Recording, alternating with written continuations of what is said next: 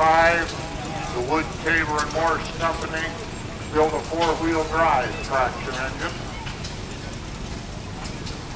The Case Company and various other companies, Reeves, Scott, put power steering on their engines before 1900.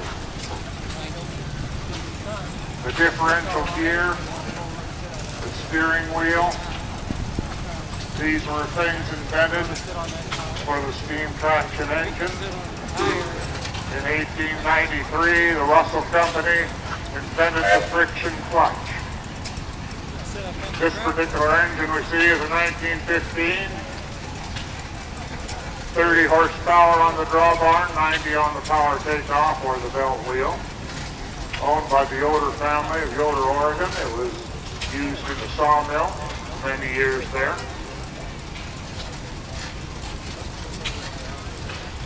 We have a Case, 15 and 45, 15 on the drawbar, 45 on the flywheel.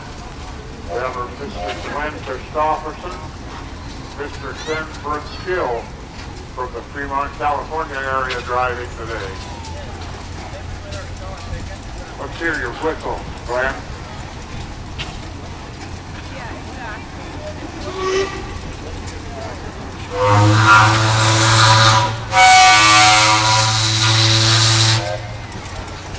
When they hear that one in Portland, they raise the interstate bridge. Another Case 1545, owned by Mr. Fred Schultz, Woodland, Washington. It's a 1906 model.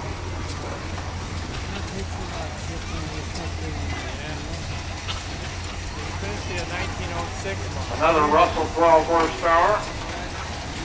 This one was equipped with a steam generator and a headlight accessory. You could get winch drums,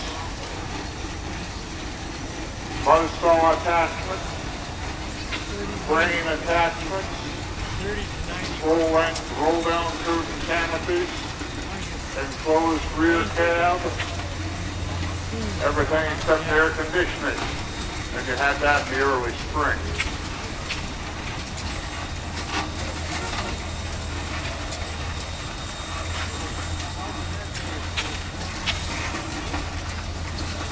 An Altman & Taylor, 1911.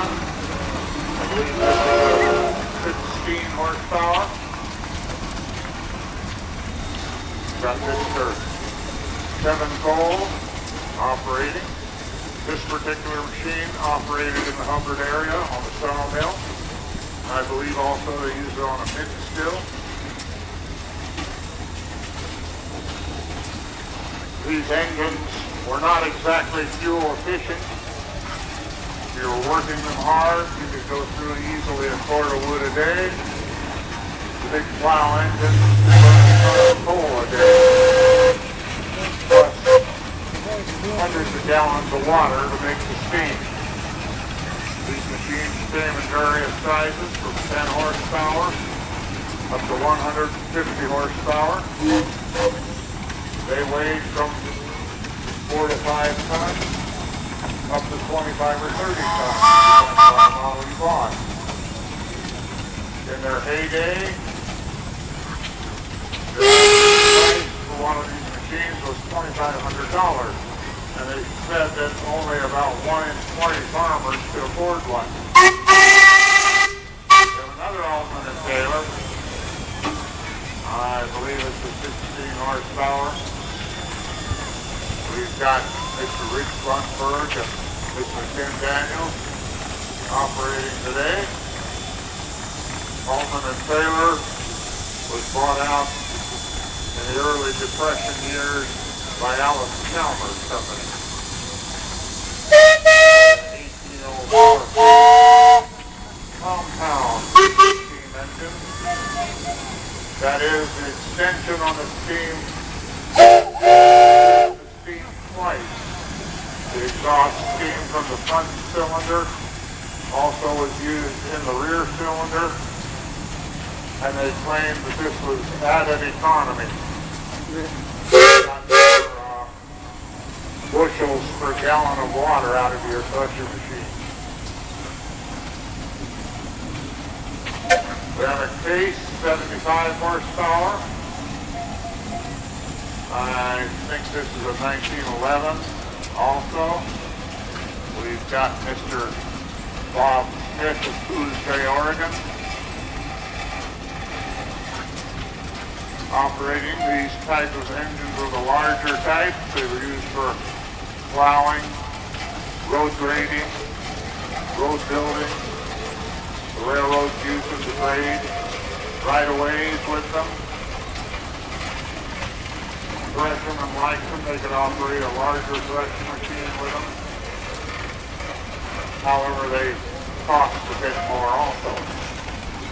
And they were not exactly as fuel efficient as the small.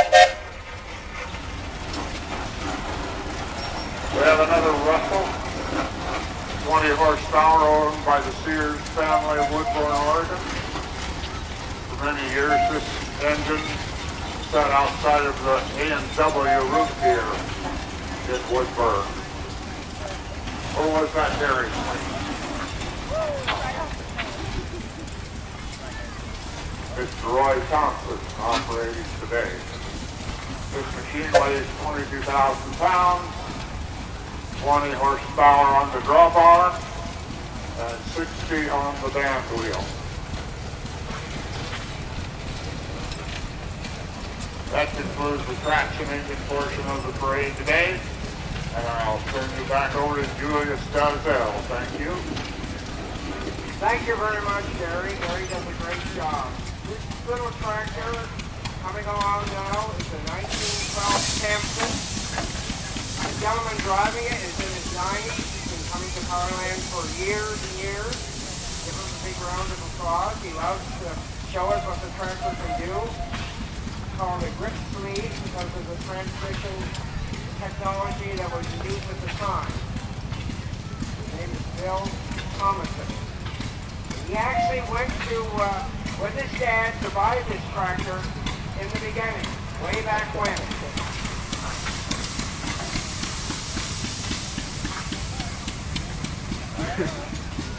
I don't know if he's going to make it or not. Maybe.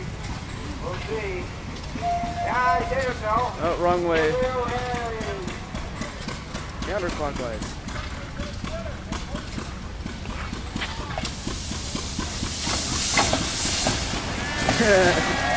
Woo!